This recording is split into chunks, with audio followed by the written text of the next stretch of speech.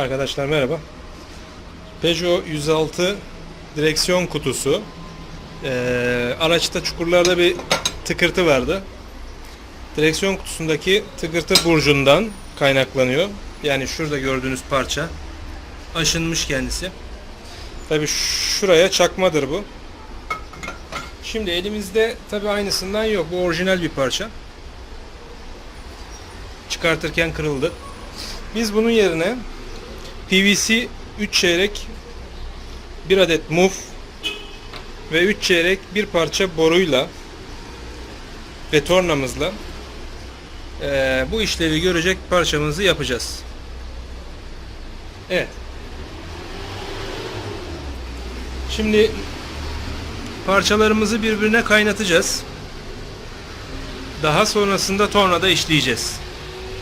Hadi başlayalım.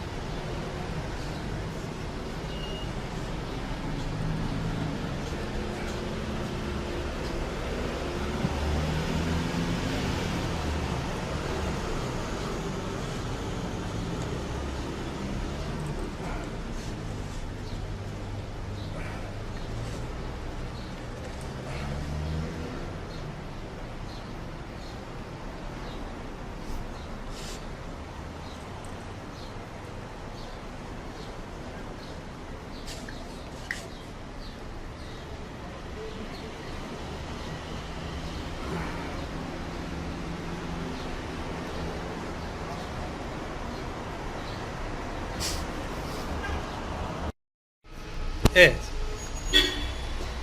Manşona kaynattığımız boruyu iç çapı daraltmak için kaynattık tabi. Boruyu şimdi buradan düz keseceğiz.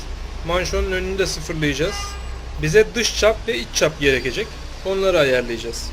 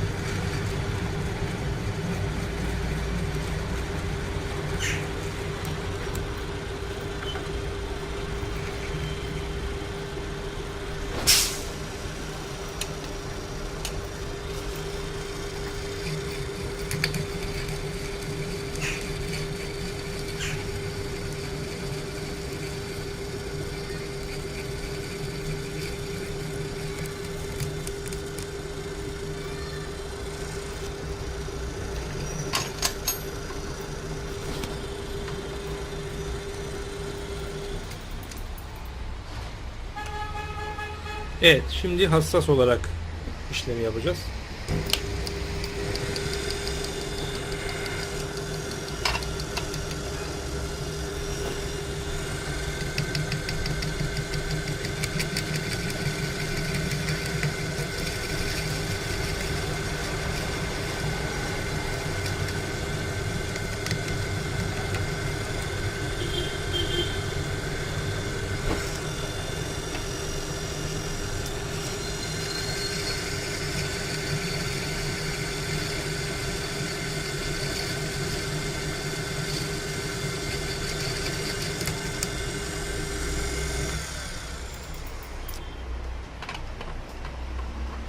Şimdi